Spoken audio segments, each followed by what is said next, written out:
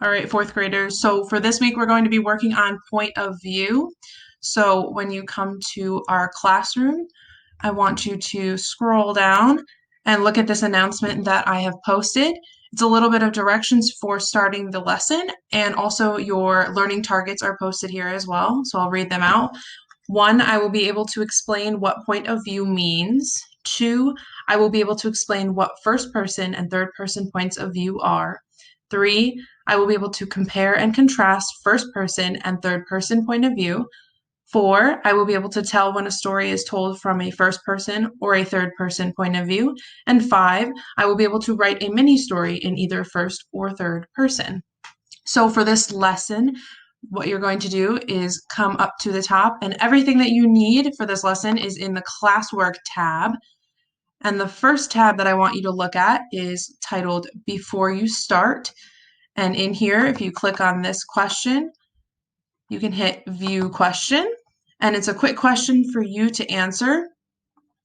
And then if you go back, the next tab is Learn About Point of View. So in this tab, you're going to learn a little bit more about point of view. So you can do this through the Edpuzzle video. So if you click on it and you click this link, it's going to bring you into an Edpuzzle, or you can scan the QR code that I also linked on a different device and do the Edpuzzle through that. There is 7 questions in the Edpuzzle. I would like you to answer all of them and watch the video fully. And then also you can look at this slides presentation here and click here in order to see that. It's a chart that helps you learn more about point of view. Once you are done looking at these 2 materials, I would like you to scroll even further down and go to the tab called Let's Practice. So for this, you are going to click on it, click View Assignment, and I have put directions for you that you should read. And then once you read those directions and look through the books that I've assigned, you choose 2 books, and then you're going to go to this Google form and answer the questions on the Google form, and don't forget to submit it when you're done.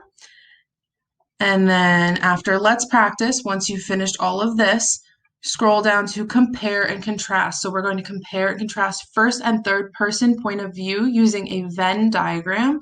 So to do this, click on here and read these directions. And once you're ready, you click on this right here that says Venn diagram, and it's going to open up a Google slide for you.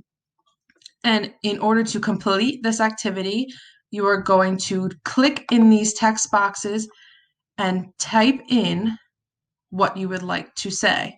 And I want you to fill out every single one of these text boxes with something that you've learned from the lesson about first person point of view, about third person point of view, and about what they have in common. What is the same about them? And once you've done that, you may just X out of the tab. Google has saved your work. And for the last activity is down at the bottom.